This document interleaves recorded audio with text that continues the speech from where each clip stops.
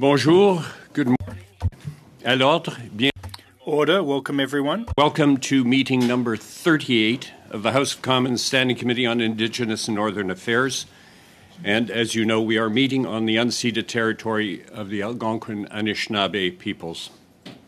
Pursuant to the House Order of Reference adopted on Thursday, September 29th, 2022, and pursuant to the motion adopted that same day by the committee, we are meeting to proceed with the clause-by-clause review of Bill C-29, an act to provide for the establishment of a National Council for Reconciliation.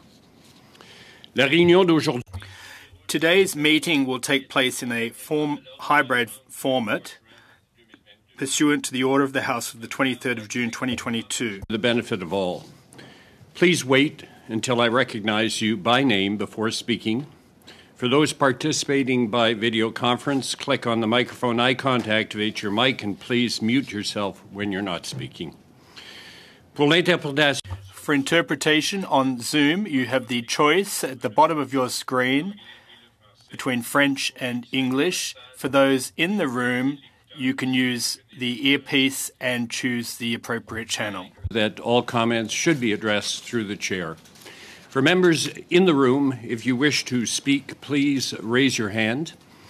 For members on Zoom, please use the raise hand function. The clerk and I will do our best to manage the speaking order as best we can, and we appreciate your patience and understanding in this regard. So, first of all, I'd like to welcome some witnesses who are with us this morning to help us if we have any technical questions, if you like. From the Department of Crown, Indigenous Relations and Northern Affairs, we have Mr. Andy Garrow, who is the Director, Policy and Strategic Direction, Reconciliation Secretariat, Planning and Partnerships. Also, Kate Ledgerwood, Director General, Policy and Strategic Direction, Reconciliation Secretariat. As well, from the Department of Justice, we have Dr. Sital Sunga, who is a Senior Counsel. I'd also like to point out we have with us experts on the legislative process associated with clause-by-clause, Madame Tivierge and Monsieur Paget. So don't hesitate to use the resources that we have available if there are any questions. As we begin clause-by-clause consideration of Bill C-29, I'd like to provide members of the committee with some instructions and a few comments on how the committee will proceed. As the name indicates, this is an examination of all the clauses in the order in which they appear in the bill. I will call each clause successively, and each clause is subject to debate and a vote. If there are amendments to the clause in question, I will recognize the member proposing it, who may explain it. The amendment will then be opened for debate. When no further members wish to intervene, the amendment will be voted on. Amendments will be considered in the order in which they appear in the bill or in the package each member received from the clerk. Members should note that new amendments or sub-amendments must be submitted in writing to the clerk of the committee. We may have to pause briefly if some amendment or sub-amendment is introduced today. The chair will go slowly. This is not a speed trial. We are going to go as slowly as we need to get this right. I will admit this is my first time going through a bill. Amendments have been given an alphanumeric number in the top right corner to indicate which party submitted them. There is no need for a seconder to move on an amendment. Once moved, you will need unanimous consent to withdraw it. During the debate on an amendment, members are authorised to propose sub-amendments. These sub-amendments must be submitted in writing. They do not require the approval of the sponsor of the amendment. One single sub-amendment can be considered at a time, and that sub-amendment may not be amended. When a sub-amendment is moved or proposed to an amendment, it is voted on first. Then another sub-amendment may be moved, or the committee can consider the main amendment and vote upon it. When each clause has been voted on, the committee will vote on the title, clause number 1, and the bill itself, and an order for reprinting of the bill may be required. And of course, there'll be the preamble as well after each clause. And as I said, an order for reprinting of the bill may be necessary if amendments are adopted so that the House has an appropriate copy to use at report stage.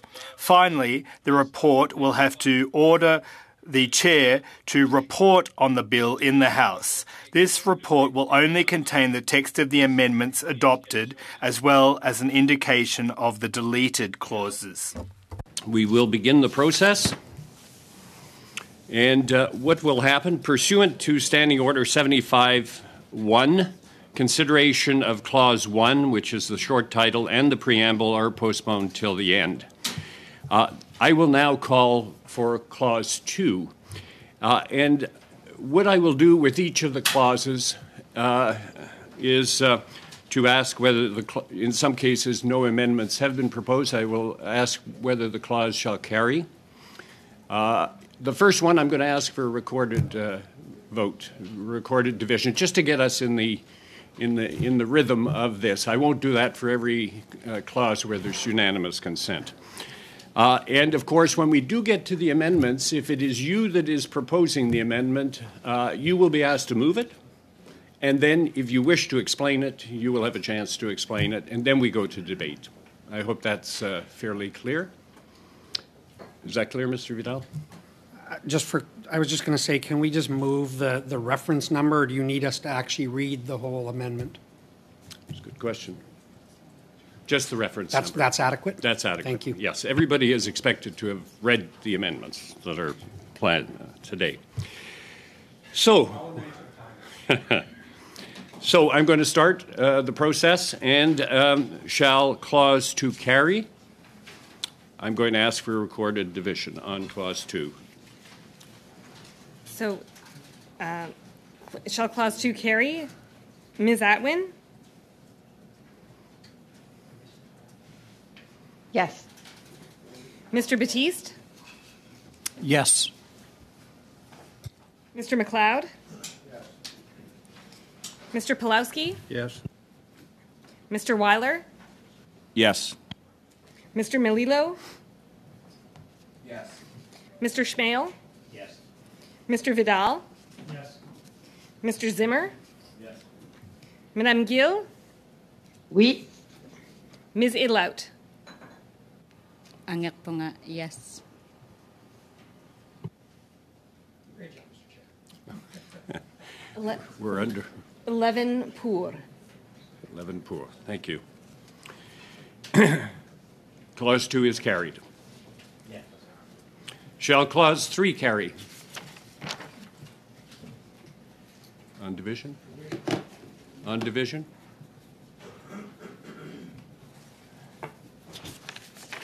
I see no objection, so Clause 3 is carried on division.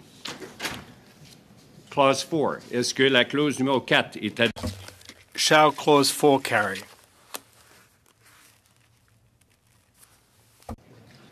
Oui, la clause 4 est Clause 4 carries. L'article 5 est Shall Clause 5 carry? Oui, je vois l'unanimité. I see we have unanimity. Clause 5 carries. Article 6. Mr. Vidal, you have an amendment, CPC 1. You are at this point asked to move that amendment, and if you wish to discuss it and explain your reasons for it, that's fine, and then we proceed to debate, and then we vote. Thank you, Mr. Chair. I do move an amendment. It's identified as reference number 119-57596 from the package. And the purpose of this amendment is to actually amend the purpose of the council, the statement of purpose, to simply remove the words efforts for, to change the purpose to be such that the purpose of the council is to advance reconciliation with Indigenous peoples. Thank you, Mr. Vidal. Is there debate on this? Agreed. Not seeing any debate, shall CPC 1 carry? Good. On division. Shall Clause 6 carry?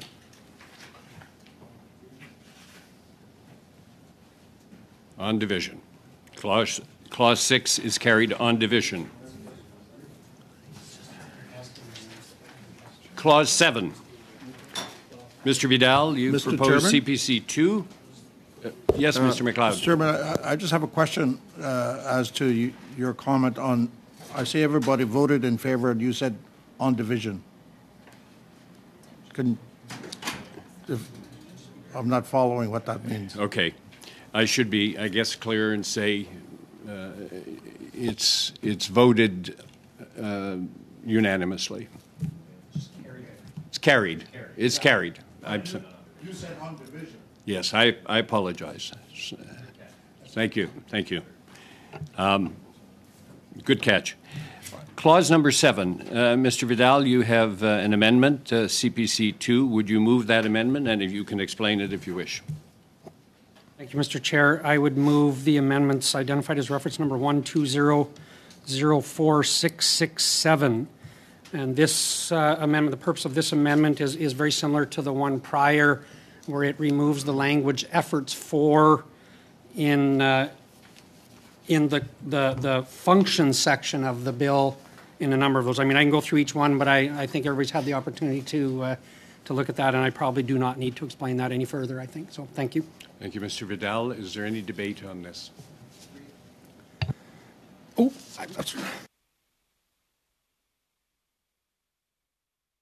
I was instructed to identify there is a change in the French translation of Part E of that, where there's a change from in the third last line from DU to AU. I'm not going to try to show my French skills here, so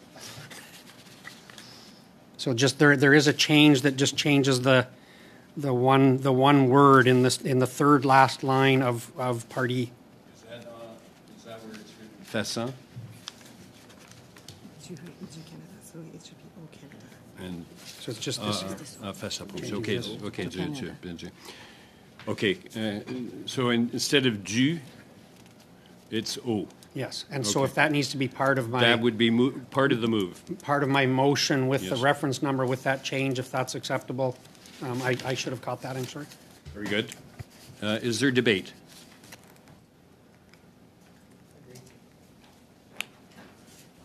Okay, seeing no desire to debate and seeing that everyone is in agreement, CPC 2 is carried. Now we'll go to NDP 1. Ms. Seatlout, would you like to move NDP 1, and if you would like, explain it? Yes, Koyanami, Chairman. I would like to move that reference number 120-27471 be, I'm sorry, I wasn't paying attention to the wording, be amended to ensure that reconciliation is consistent with the protection and promotion of the rights of Indigenous peoples, including by advancing a rights-based approach to self-determination. Is there debate?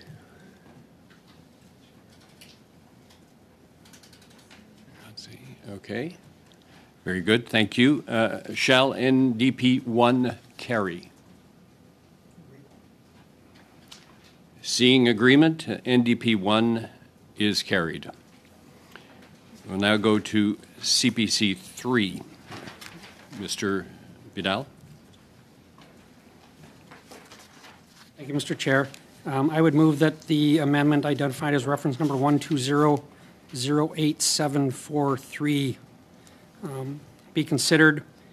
And I think we heard testimony throughout the hearings from witnesses on the fact that there should be some measurable outcomes. And in fact, we talked about the measurable outcomes in call to action number 55. And this would just be an amendment to Clause 7, which adds subsection H, which would ensure that we include some of those measurable actions that are identified in Call to Action 55, but it doesn't limit it to just those measurable outcomes. It opens the door for other measurable outcomes as well, and that would be the purpose of my suggestion here. Thank you, Mr. Vidal. Do any members want to debate this? Not seeing any debate. Shall CPC 3 carry? Very good. CPC 3 is carried. We'll now go to NDP 2.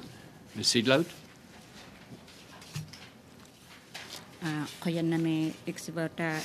I would like to, I'm so sorry I didn't get the wording. I'm not paying attention.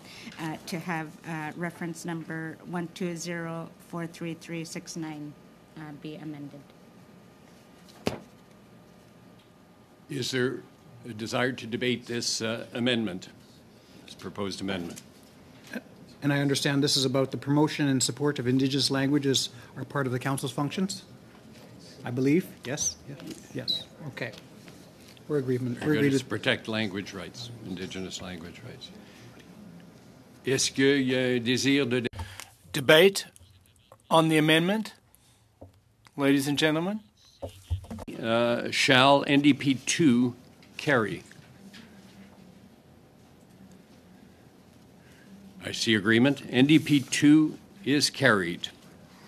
We'll now come to PV1, which would be Miss May, who I'm afraid is not here at this point, and there is no need to move on her part. That's pursuant to routine motion adopted by the committee in December 2021. Is there a desire to debate PV1?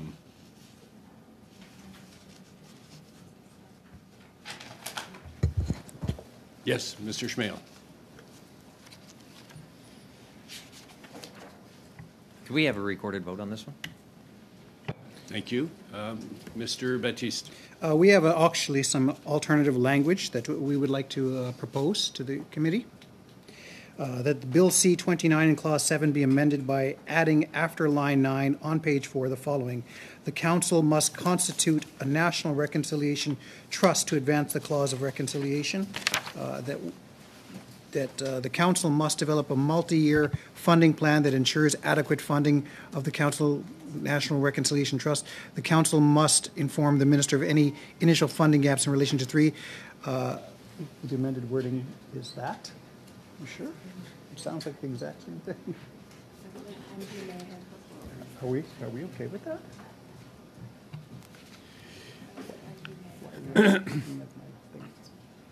Okay.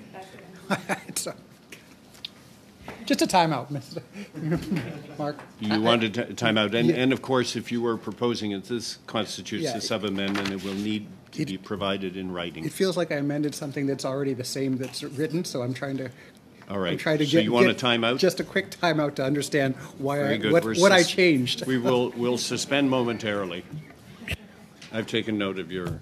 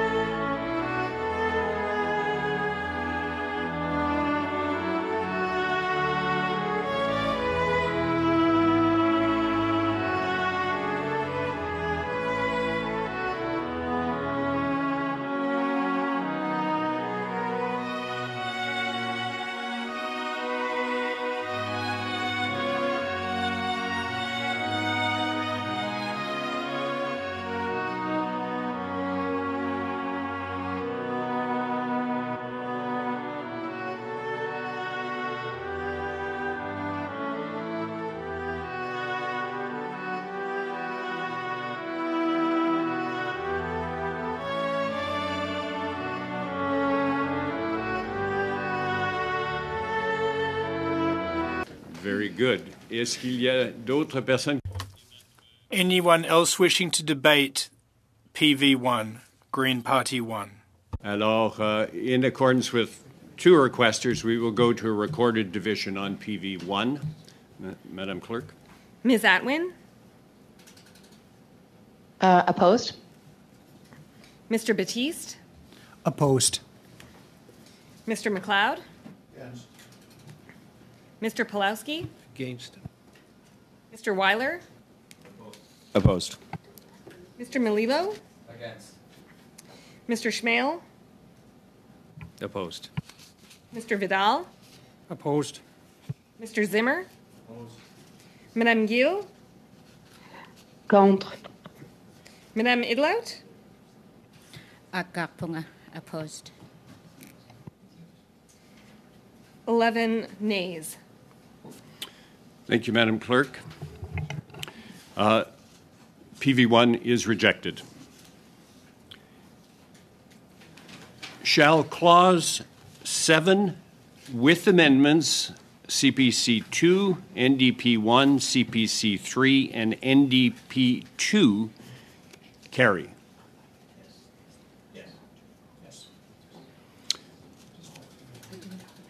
Clause 7 is carried with the aforementioned amendments.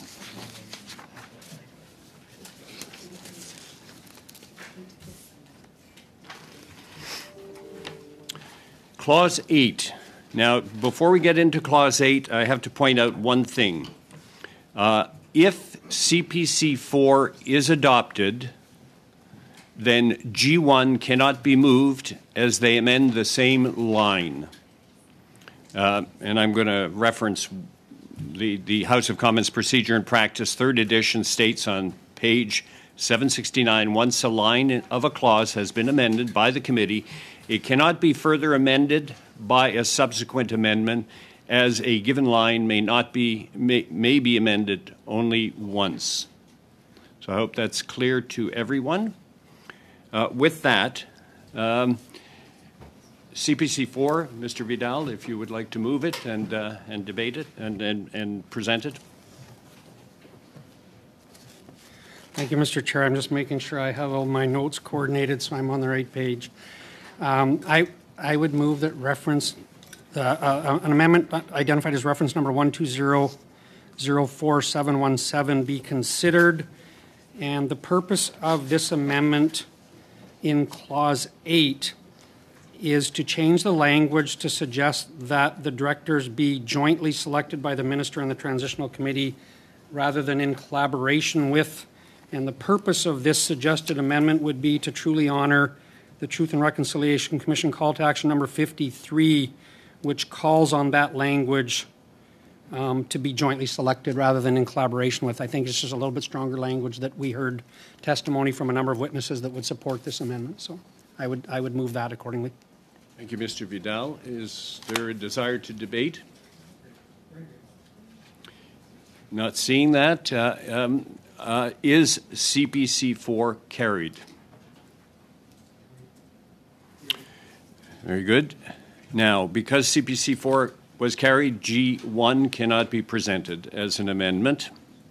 So we'll go to, nous irons maintenant. We'll now go to Amendment BQ1. And just a note to take into consideration, Amendment BQ1 and Amendment BQ5 correlate with each other. If BQ1 is carried, BQ5 is also automatically carried. However, if BQ1 does not carry, BQ5 can be presented later. Moreover, if BQ1 does carry, Amendment CPC 5 cannot be moved because the two amendments amend the same line of the bill. Is that clear to everyone? If BQ1 is adopted, then CPC 5 cannot be proposed because it changes the same line. That's the same rule as I explained a minute ago. Yes. We suspend for a minute here.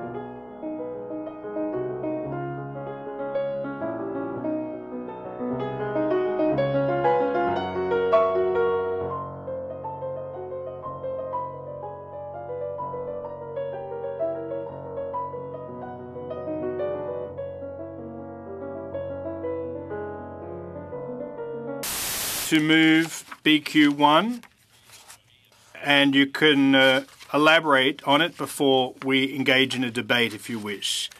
Well, Mr. Chairperson, as was just stated, I can hear an echo. I'll try and concentrate nevertheless. The echo's gone. I can't hear it any longer.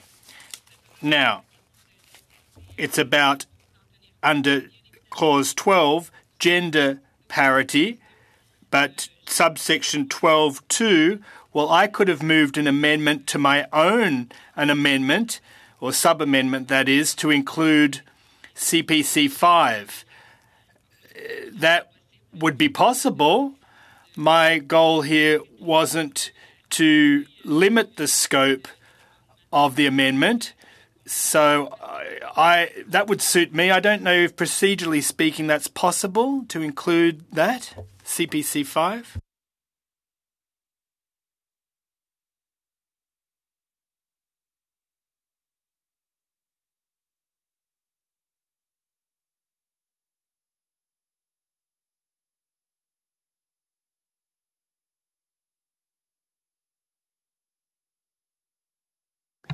Une seconde, Madame Gill. Just hold on a second, Ms. Gill. We're discussing the question you just raised.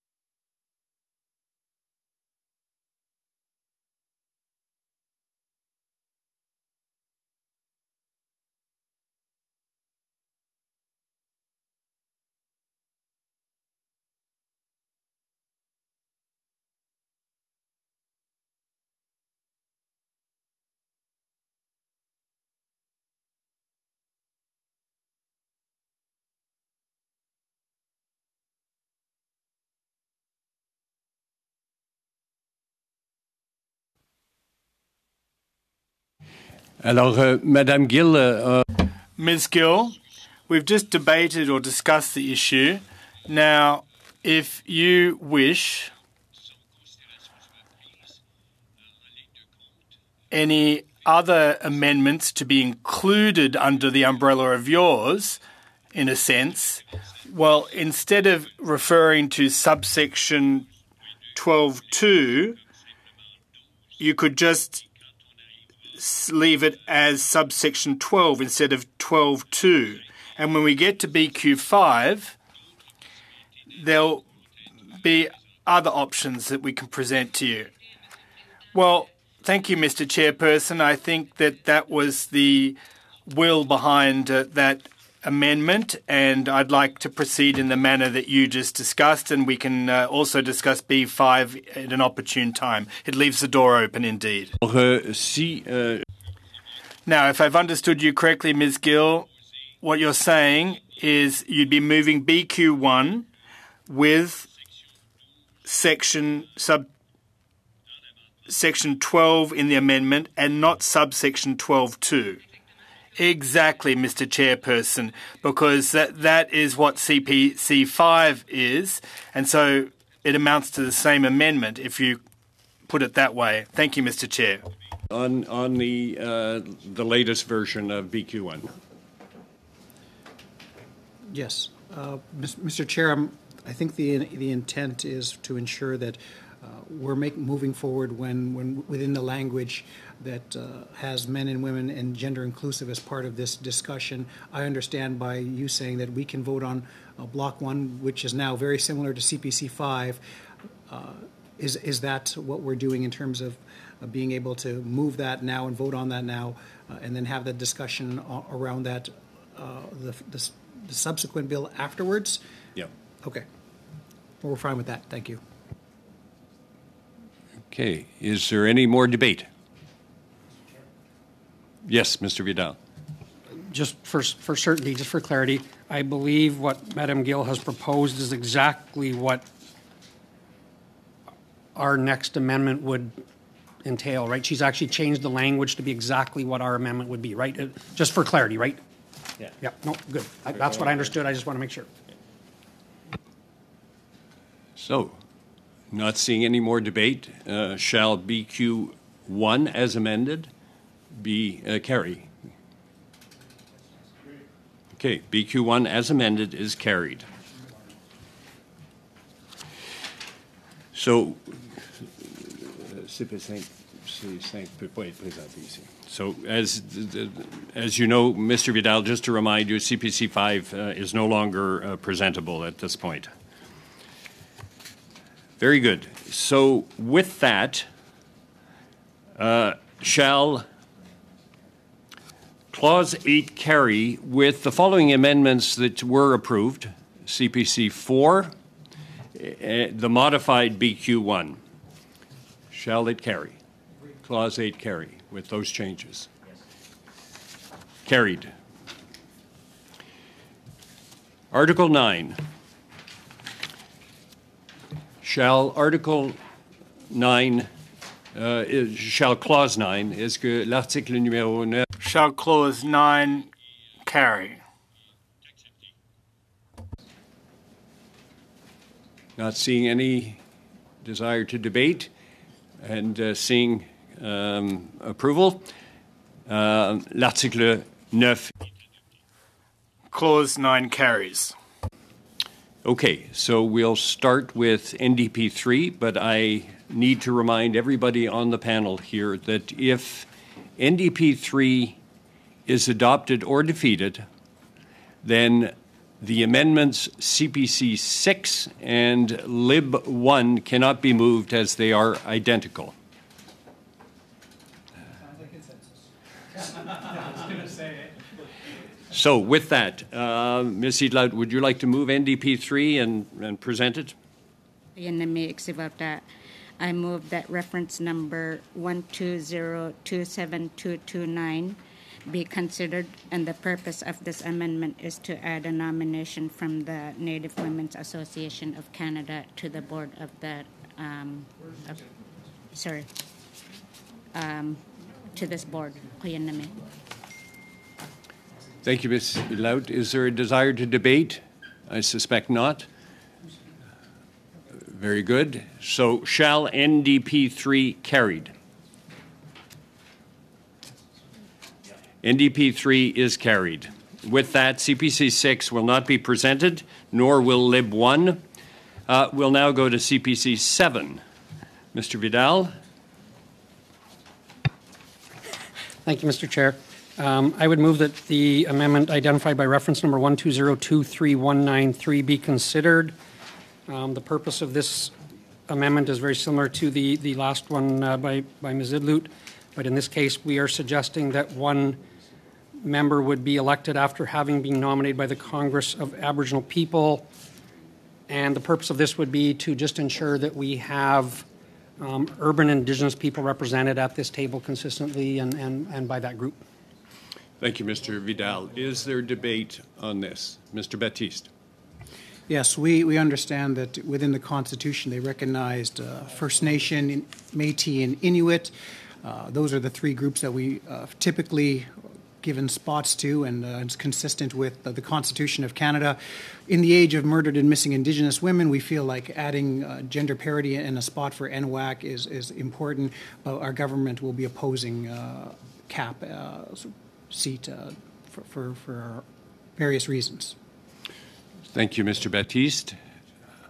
Are there further inputs? Can we have a recorded vote, Chair? Mr. Schmale is calling for a recorded vote. Does anybody else wish to debate CPC 7?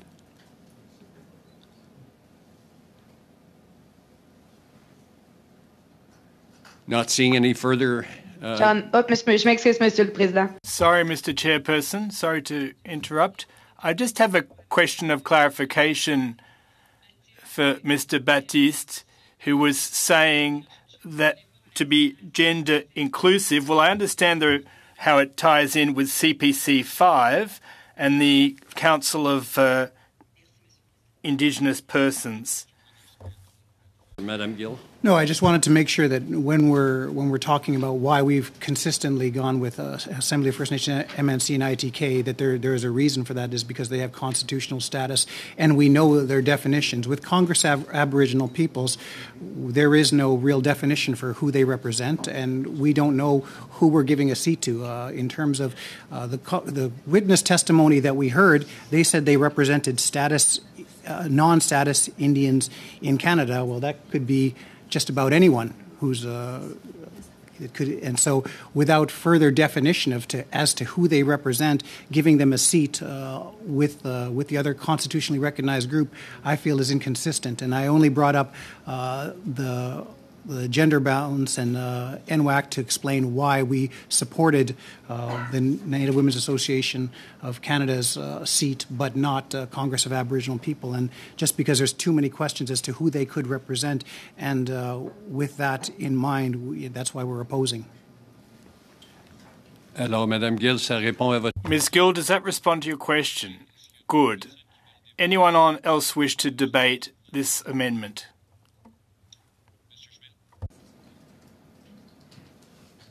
Thank you, Chair. Sorry about that. I just want to point out to the committee as we consider our voting, a couple of times during the testimony, we heard from the Athabasca Tribal Council in their written brief, CAP in their written brief, talking about more inclusive representation. If we look at off-reserve representation, I think this organization is very vocal and very supportive of the needs of those people, and I think it would be a shame if they weren't included. Thanks, Chair. Thank you, Mr. Schmale. Are there other points to be raised? With that, I will ask for a recorded division, please. A recorded vote.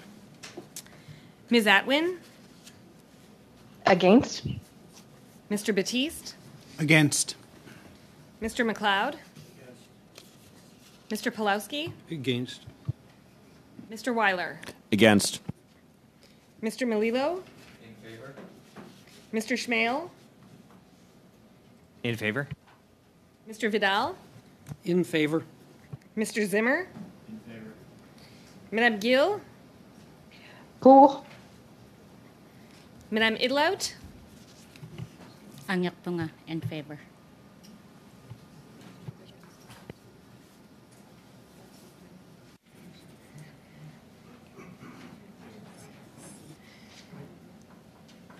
Nays, contre, 5. Yeas, pour, 6.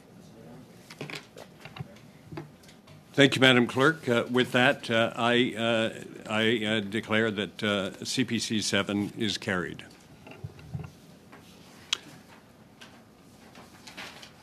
The question now is, shall Clause 10 carry? Clause 10, of course, amended by NDP 3 and CPC 7. Shall Clause 10 carry? Is this on division, or are you agree? Carry. So Clause 10 is carried. Thank you. Which takes us to Clause 11. And I will ask Mr. McLeod to present Lib 2. Thank you, Mr. Chair. Mr. Chair, I'm moving to amend after line 4 on page 5 of clause 11 the following, that at least 2 directors must be residents of the Yukon, Northwest Territories, or Nunavut. The intention here is to ensure representation from the territories on council, as some of the national organizations don't have presence in the north. Thank you, Mr. McLeod. Is there debate? Mr. Zimmer. Yeah, thank you, Mr. Chair. Yeah, from our perspective, we would support your amendment. We equally believe that the representation should come from the 3 territories, at least in the members that you mentioned, so we are supportive of your motion. Amendment. Thank you, Mr. Thank you very much, Mr. Zimmer. Are there others who wish to debate this? Est-ce qu'il y a d'autres qui veulent? Does anyone else wish to debate this? I will ask, shall... Well, I did raise my hand, Mr. Chairperson. Sorry about that, Ms. Gill. Go ahead. I have a question about the Great North. As you're aware, in northern Quebec, there's Nunavik. It's not a territory itself, but it faces the same things as the Northwest Territories and the Yukon and Nunavut in terms of what needs to be changed. So I'm wondering why we would limit ourselves here to territories and not include ridings that are in the far north that do concern Inuits and so on and so forth. Thank you, Ms. Gill. Answer Madame Gill's question. Yeah, Mr. Chairman, and that's the concern.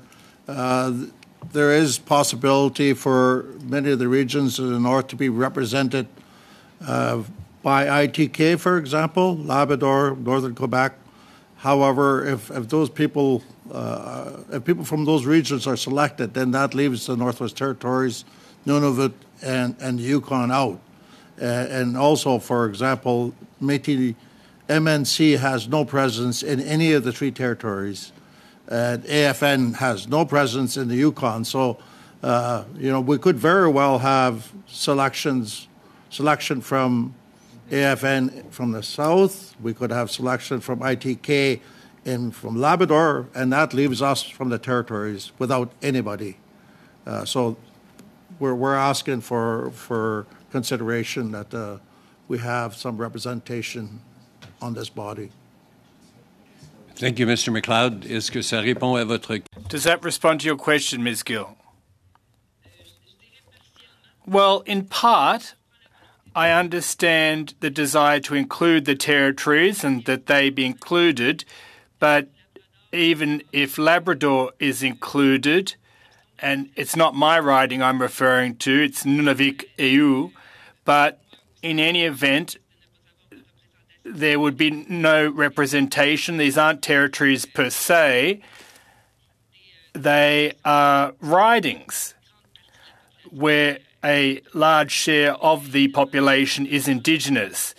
But, of course, I can compromise on the issue of territories. Thank you, Ms. Gill. Would anyone else like to say anything, chime in at this stage? Well, since no one seems to want to intervene, shall Lib 2 carry? Je vois que tout le monde est d'accord. I can see everyone's in agreement, so Lib 2 carries. Shall Clause 11 carry? I beg your pardon, shall Clause 11 as amended by Lib 2 carry? Agreed. Clause 11 as amended by Lib 2 is adopted. Is carried. This brings us to Clause 12, and there are quite a few things that we're going to be going through in Clause 12, and I hope that we can all keep it straight as we go through it. And we will start with Amendment CPC 8. Mr. Vidal, do you wish to move it? I do, Mr. Chair. Thank you. I would move that the amendment identified by reference number 119-61192 be considered by the committee. And my explanation on this would simply be based on what we did in Clause 8 earlier, where we added Clause 12 to the reference in Clause 8, which is around the first Board of Directors.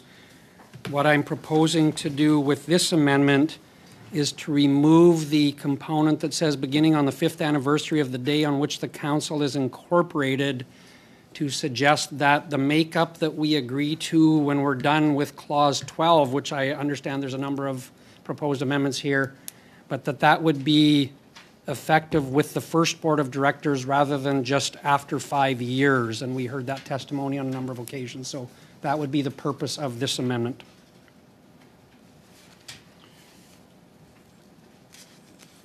So just to be sure I'm clear in my mind on CPC 8, what you're really doing here is removing the words "to the extent possible." No. No, what I believe I'm doing, if I haven't got my wires crossed on these, is removing the words, sorry, I'm shuffling papers here, beginning on the 5th anniversary of the day on which the council is incorporated is what I'm removing. Moi, ce que j'ai, c'est...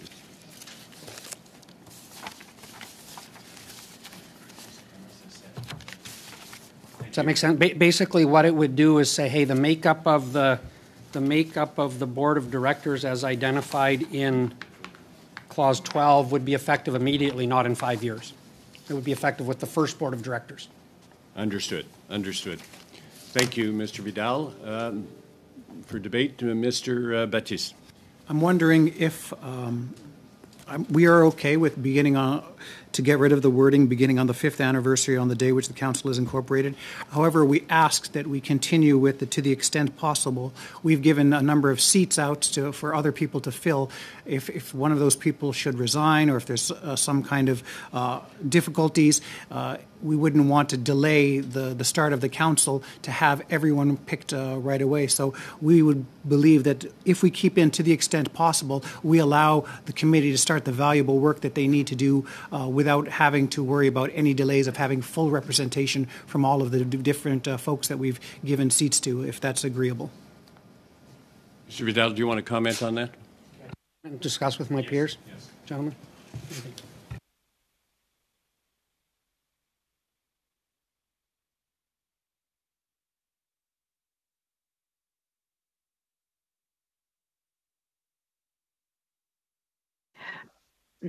Monsieur le Président. Mr. Chairperson? Just one moment, please, Ms. Gill.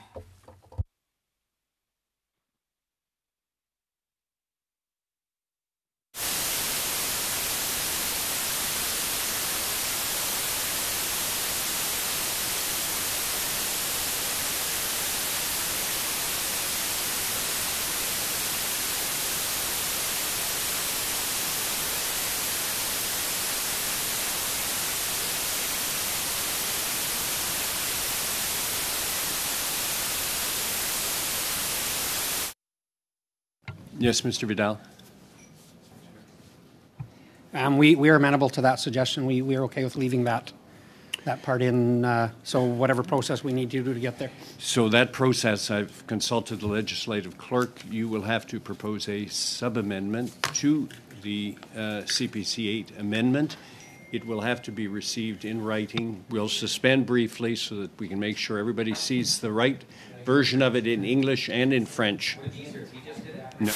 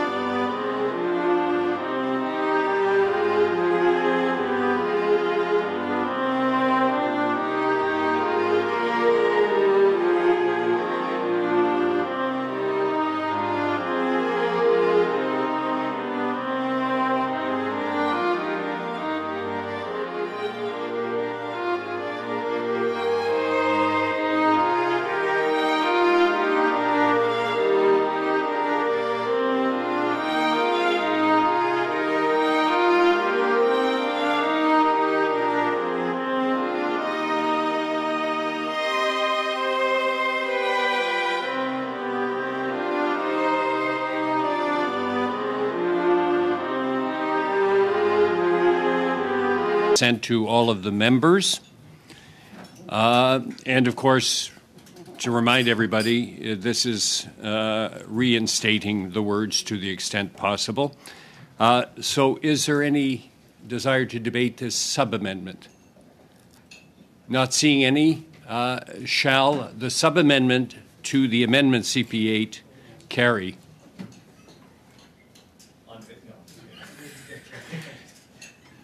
Very good. So the sub-amendment, does it have a number? No, it doesn't have a number. The sub-amendment from Mr. Baptiste to CPC 8 is carried. With that, shall CPC 8 amendment be carried? As amended by Mr. Baptiste's sub-amendment. Agreed. So CPC 8 as amended by Mr. Baptiste's sub-amendment is carried. We'll now go to NDP 4. Ms. Idlaut, would you like to move NDP 4 and explain it? I move that reference number 120-26959 be considered, and the purpose of this amendment is to add to the list of representativeness, Indigenous elders and survivors of the discriminatory and assimilation. Could the chair please turn his mic off? Thank you, Ms. Idlaut. Is there debate? Yeah. Madame Gill, je vois votre main. I see you've raised your hand, Ms. Gill. Yes, thank you, Mr. Chairperson. If we can turn the mics off, please. Sorry about that. Yes, thank you. So the Bloc Québécois is in favour of these survivors of elders. I have a question for Ms. Cloud, however. I know that witnesses mentioned that they were more or less comfortable with the term survivor. Obviously, I don't have any other words to suggest, but I just wanted to flag that concern or malaise, and I'd like to hear from her. I don't want to presuppose this. What about these assimilating policies that she alluded to? Are they beyond the scope of the residential schools? On Madame Gill's questions. I'm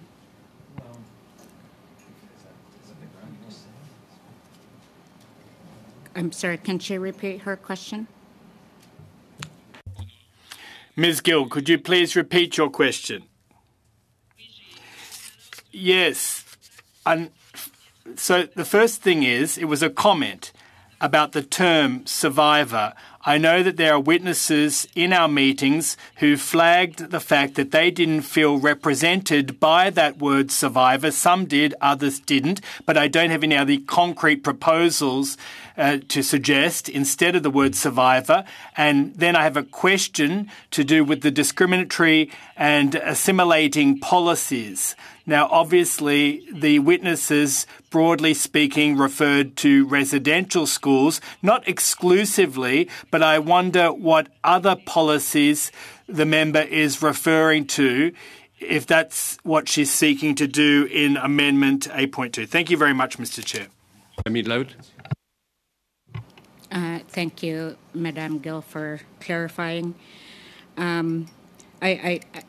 The important thing for me is that we don't limit survivors only to residential schools. There are other survivors. There are 60 Scoops survivors, as well as other government policies that people are survivors of, like the relocatees from the high Arctic in northern Quebec to Resolute, who are survivors of these policies as well. And in terms of the discriminatory policies, I think that just it substantiates what I'm saying about not limiting survivors to only residential schools. Those other examples of those policies, I think, are well known, and I didn't want to limit what those kinds of policies are just by saying at least that we know that we're talking about government policies to take the Indian out of the child, those kinds of things that continue to impact Indigenous peoples in Canada. I hope that responds to your question. Merci, Madame Gill. Ms. Gill, any follow-up to that? Or is it clear? Well, that's exactly what I wanted to hear, Mr. Chairperson. Perhaps for greater clarity, there has been a lot of assimilationist policies by the Government of Canada towards people other than Indigenous people. I think for greater clarity for this bill, maybe the Indigenous survivors could it clarifies the scope a little bit more, that we're talking about survivors of residential schools, day schools. Those are the major ones that come to mind, but not limiting on that. But I just think that I think what's meant here is for those Indigenous survivors. And so, are we okay with amending that or agreeable to that? And hopefully, I don't have to put that in handwriting again. But please let me know, Mr. Chair, if I do.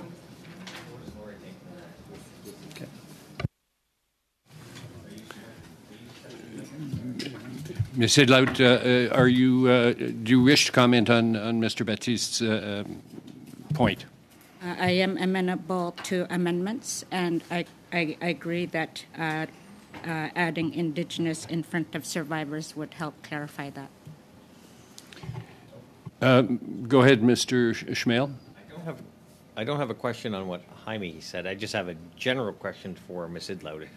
I could. Okay. So are we done with that before? No, we're not quite done with that. You may move to add the word Indigenous, but we want to understand before we accept it what let's agree on the French wording side as well. Alors est-ce que les survivants? Now, Indigenous survivors, les survivants autochtones in French. I see agreement there. So essentially, you are ready to put the word Indigenous in front of survivors. Mr. Schmale, your point? My question just to Laurie, if I could. Is there any, I guess, thought or just your comments on potentially adding the word descendants rather than just survivors and descendants? I don't. That would take care of all these others. I take your point, and I do agree that we should add that there are direct descendants that do suffer from intergenerational trauma, so I would be agreeable to adding descendants.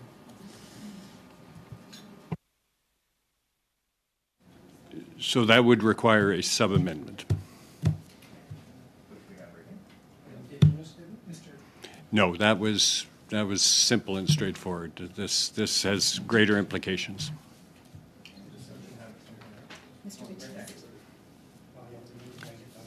So are you preparing a sub-amendment? Okay, we'll therefore suspend.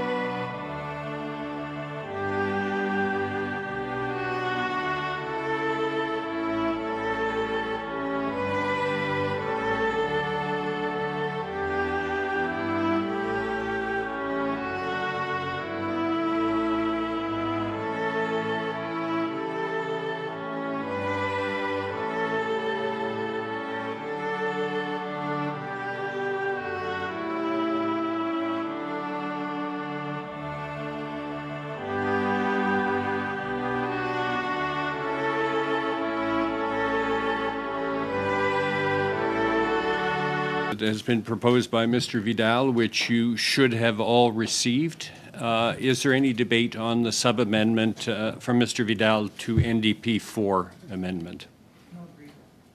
Agreed. Tout le monde semble être d'accord. Everyone seems to be in agreement. Sub-amendment is carried, the sub-amendment to NDP 4.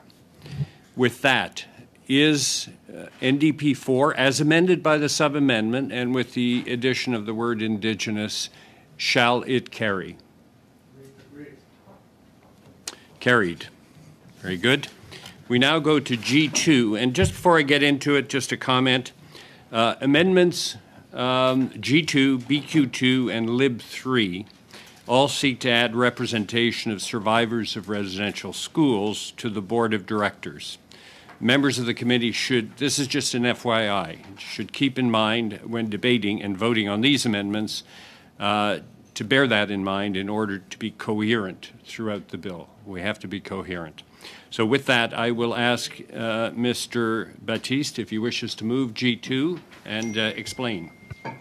No, Mr. Chair, I wish to withdraw it since it was already covered in the previous amendments. Very good. Seeing no debate on that, Amendment G2 is withdrawn.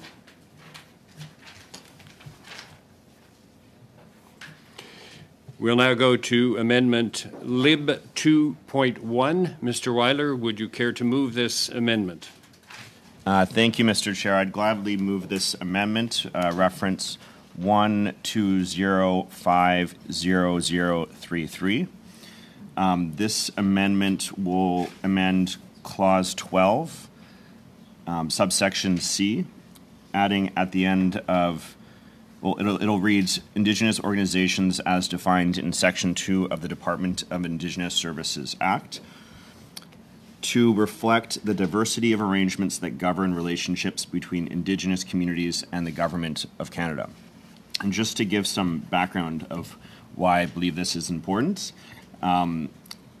Indigenous governments are not homogenous right across the country, and I believe it's important to have this in there so that there is those considerations to include Indigenous governments that will reflect that diversity that we have across the country, whether that's self-governing nations, whether that's historical treaty First Nations, whether that's modern treaty, or whether there's no treaty at all.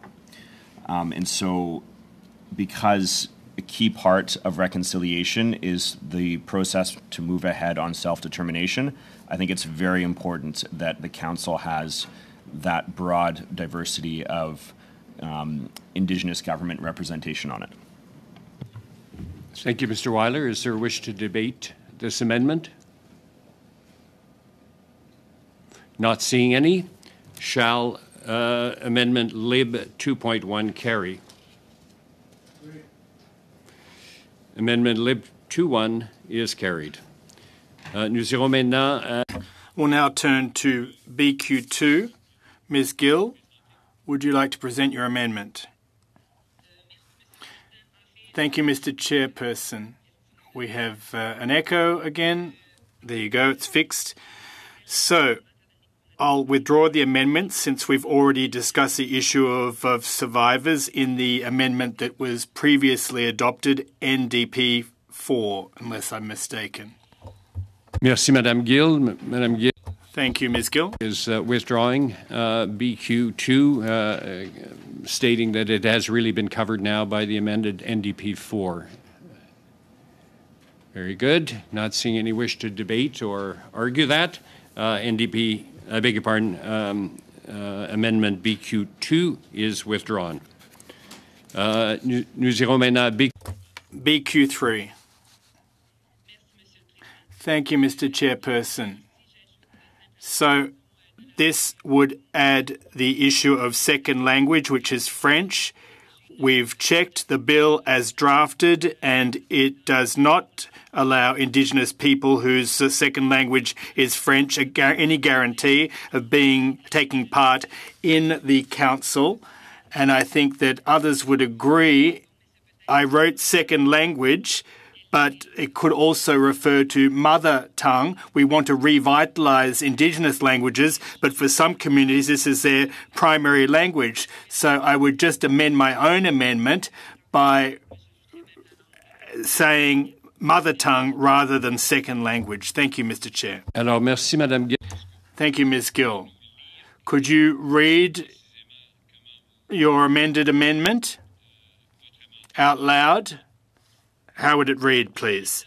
Well, Indigenous persons whose mother tongue or second language is French. So I add mother tongue or second language. Vérifier. One moment, I'll check with the clerk.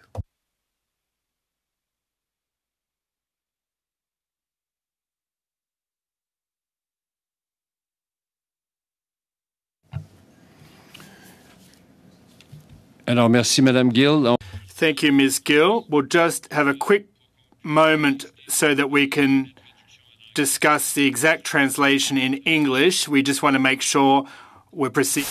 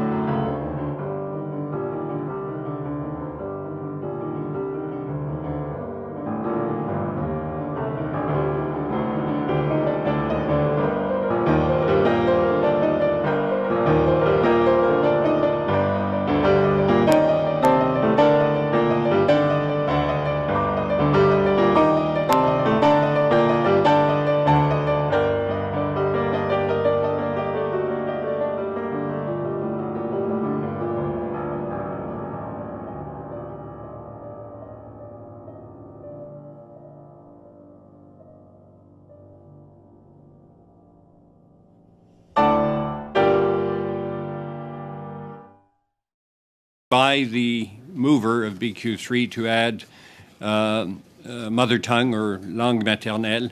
Is there any wish to debate that at this point? Seeing none, I will then ask the question, is BQ3, shall BQ3 with that amendment carry? Agreed. BQ3 with the small amendment is carried. Maintenant, BQ4. Thank you, Mr. Chair. So, just like with the previous amendment, NDP 4 dealt with BQ4, so I withdraw BQ4. Thank you, Ms. Gill. As it's been covered by NDP 4 is withdrawn. We'll now go to CPC 9. Mr. Vidal, over to you. Thank you, Mr. Chair. I would move that the amendment identified by reference number 120044940 be considered by the committee. The purpose in adding this proposed amendment to the representatives of the council would very simply be to address the very fundamental cause of many of the issues being poverty. And by acknowledging that poverty needs to be reduced, that poverty is a root cause of many of the issues, we think it's very, very important that we include representation on a National Council for Reconciliation that includes economic reconciliation. We heard in the committee testimony from a number of people in meeting 33, 34, 35, 36, from people like Mr. Calla, Mr. Ross, Ms. Rastoul, Mr. Jules, Mr. Bailey, Ms. Babarki, Mr. Sellers. We heard from a number of people how important economic reconciliation is going to be to the future of our relationship, or the relationship between Indigenous peoples and non-Indigenous peoples in our country. We think representation on this committee by somebody that brings that voice to the table is imperative, and so that's the reason for moving this addition. Thank you, Mr. Vidal. Is there a wish to debate this? Mr. Baptiste? This. Thank you, Mr. Baptiste. Est-ce qu'il y a d'autres personnes qui voudraient... Anyone else wish to debate this? Mr. Schmale. Thank you very much, Chair. Unfortunately, I'm saddened to learn of the government's position on this. I think, as pointed out by Gary Vidal, we have had numerous witnesses and numerous meetings talk about the need for economic reconciliation, how it's an important part of the whole process. And to leave something like this out, some people who have very strong voices and very good ideas, when we are talking about the future in this bill. C-29 is about the future and how we move forward. So taking out that important piece, ignoring the expert witnesses we had that were advocating for such a voice on this committee is disappointing. I hope the government reconsiders. I think not doing so is very short-sighted, and hopefully this passes. It would be sad if it doesn't. Thanks. Thank you, Mr. Schmale. Madame Idlaut.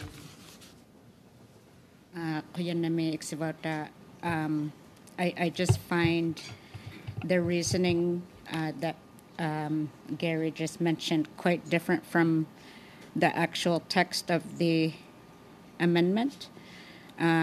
If the Conservatives really are concerned about addressing poverty, why wouldn't it suggest organizations addressing poverty specifically?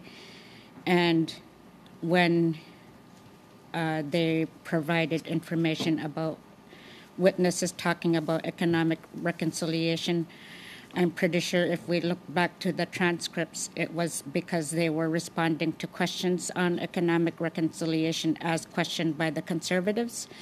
As of yet, I don't know what economic reconciliation means. So it's a strange concept, and I'm struggling to support this amendment as well. Thank you, Ms. Idlaut. Would anybody care to make a comment? Et moi, Monsieur le Président, Yes, Ms. Gill, please proceed. Well, I have two questions to ask Mr. Chairperson. The first of which is this. Is there a recognised organisation by all Indigenous communities that represents the economic sector?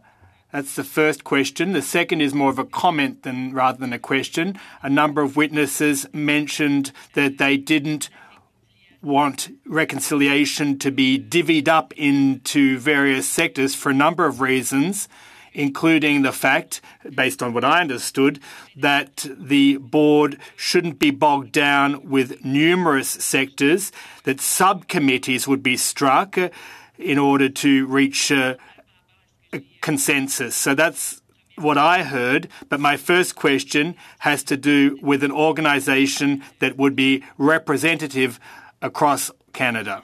Thank you very much. Mr. Vidal, do you wish to respond to that? Absolutely. First, as far as the idea of the organizations, we didn't want to get prescriptive by listing different organizations, but there are many organizations that could be included in this consideration. Many of them, the First Nations Fiscal Management Board or the different organizations that operate under the Fiscal Management Act would be one example. There would be organizations like NACA, like CCAB. The list would go on, and that's why we didn't get prescriptive. But there are many of these organizations that are doing very good work, and the work has the sole purpose and mandate of eradicating poverty by including good business practices, by including good procurement practices on behalf of the government, by CCAB has been an advocate for procurement targets and many of these things. And I guess it's our opinion that economic reconciliation, or that concept of reconciliation in the context of addressing poverty, is a very big factor in the context of reconciliation overall. And I would probably leave my comments there. I think that addresses both Ms. Idloot and Madam Gill's comments, unless they want to come back at me and ask for something further. Thank you. Mr. Zimmer? Thank you, Mr. Chair. Yeah, just one witness as an example was Ellis Ross, who spoke about economic reconciliation as, there was a dark past, but here's the way to a bright future. And I think there was a contrast in time, to deal with that very negative, what's happened to Indigenous peoples in Canada, but again, to set sort of a new a stage for a new reality for First Nations where there's a prosperous future.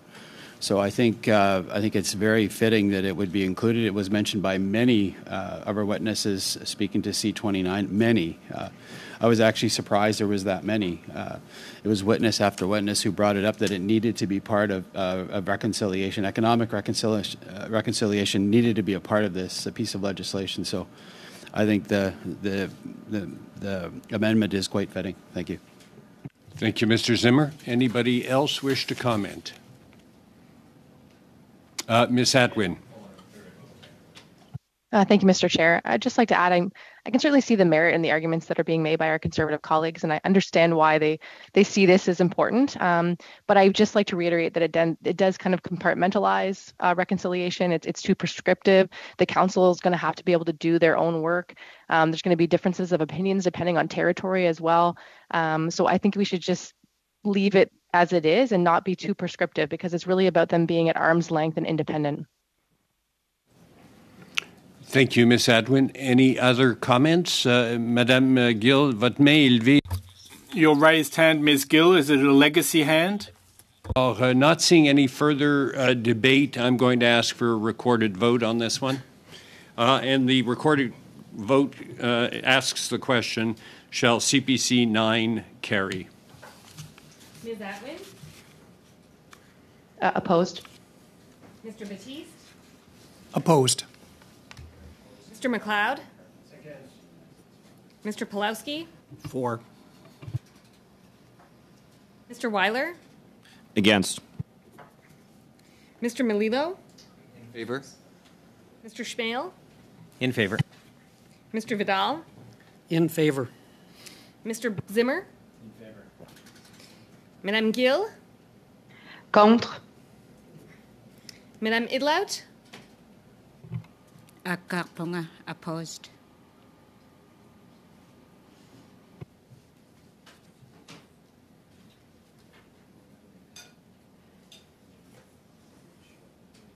Pour, yea, 5, 5. Nays, 6. Contre, 6. Thank you, Madam Clerk. I declare Amendment CPC 9 defeated.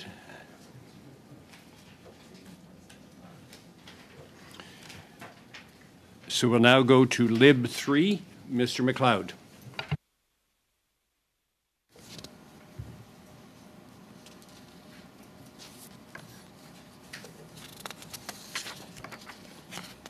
Yeah, thank you, Mr. Chair. Mr. Chair, I was caught up in the heat of the last amendment. I know it gets intense. Mr. Chair, I wanted to bring the amendment forward to add after line 16 on page 5 the following, that survivors of Canadian residential schools or the descendants. I think it's important that we have people that have gone through the residential school system or their descendants be part of the discussion. A big part of reconciliation includes the residential schools. Thank you, Mr. MacLeod. Is there a wish to debate this? Not seeing any. I'll go for a vote. Shall Lib 3 carry? Lib 3 is carried. Nous sommes maintenant à BQ5. We're now up to BQ5. Ms. Gill, the floor is yours. Thank you, Mr. Chairperson. This would add equal representation of women and men on the Council's Board of Directors, and that is the purpose of BQ5. Merci. Et bien sûr, pour des... And of course, sorry, but we are open to BQ5 being amended for the reasons of representation that we spoke to earlier in the meeting. Wish to debate this amendment? I see that Ms. Atwin has her hand up. Ms. Atwin. Thank you, Mr. Chair. And there have been some discussions specifically just about the wording, and we would like to be sure that it's less about men and women, but in gender inclusiveness, so that gender parity piece rather than men and women specifically. And we have circulated the wording, I believe, but we can check on that. Very good. Have we received the wording in writing? It was submitted last week. It was issued. So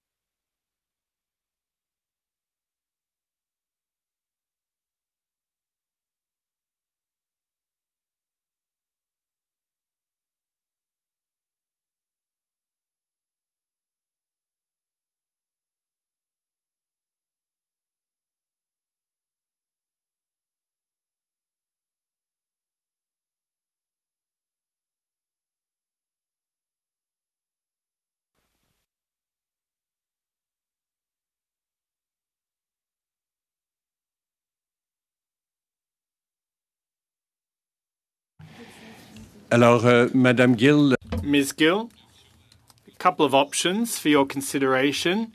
One would be to consider Lib 4, a subsequent amendment that would tweak the language a bit. So perhaps you can support Lib 4, or if you want to keep B5 as drafted, then Ms. Atwin might move a sub-amendment in that case. Mr. Chair, well, as far as I'm concerned, the important thing is equal representation of women and men, gender inclusiveness, and in the scientific literature, we make a distinction between the biological gender and gender identity, which is under the same term, considered under the same term, gender studies in English. But in any event, I think both the considerations are important, and I would invite Ms. Atwin to amend BQ5. Ms. Atwin. Caught that. Are you prepared to, are you wishing to propose a sub-amendment to BQ5? Yes, I'd like to propose a sub-amendment. I'll just need 1 minute.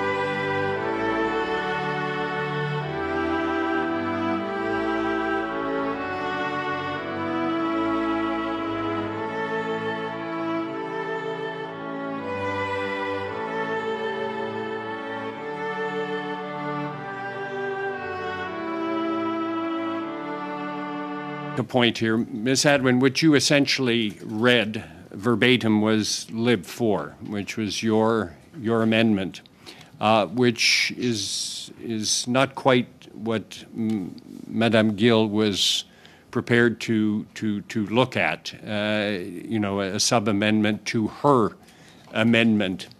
Having said that, the two amendments are receivable, so we can vote separately on the two.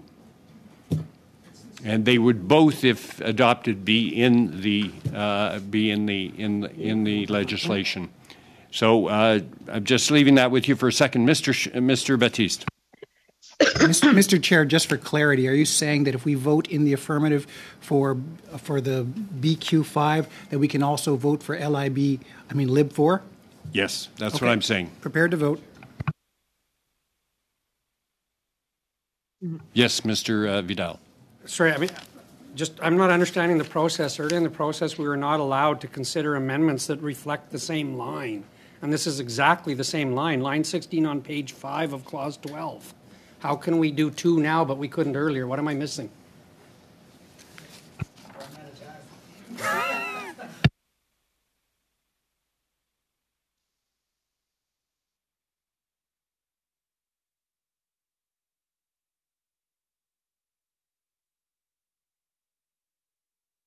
So it's a good point. However, in this particular case, it is not substituting. If you look at BQ5, it's not substituting. If we look at Lib 4 would, and we also adopt that would become subparagraph 3. It would be, so 2 is as written in BQ5, and then you would add an additional paragraph 3. So you're adding as opposed to just substituting.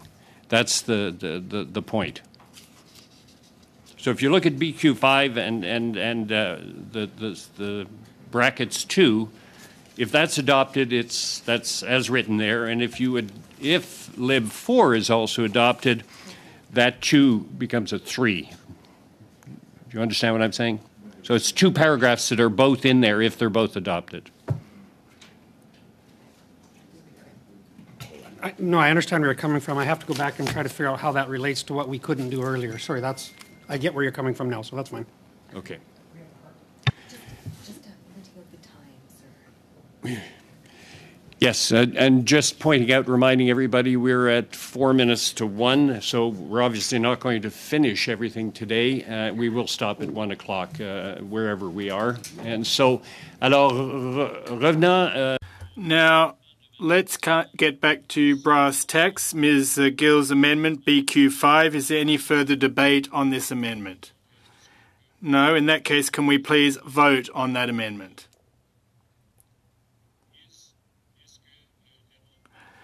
Shall BQ5 carry? Good. BQ5, as drafted, is carried. We've already begun to speak about it. Ms. Adwin, you are allowed to move this as a separate amendment. Just reminding you, you're muted. I'm just trying to find it here, Mr. Chair. Okay, so that it's reference number 120536674, and it's just that Bill C-29 in Clause 12 be amended by adding after line 16 on page 5 the following. Number 2, the composition of the Board of Directors must also, to the extent possible, ensure and equitably reflect gender diversity. Thank you, Ms. Adwin. Is there a debate on this? Just a small technical question. Mr. Malila, go ahead. Thank you.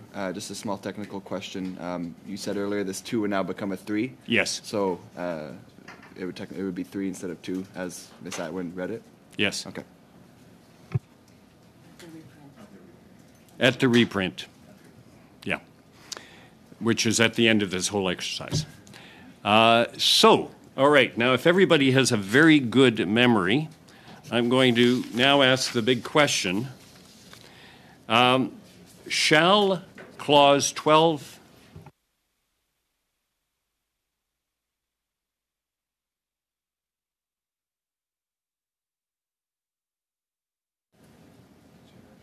I see approval for it.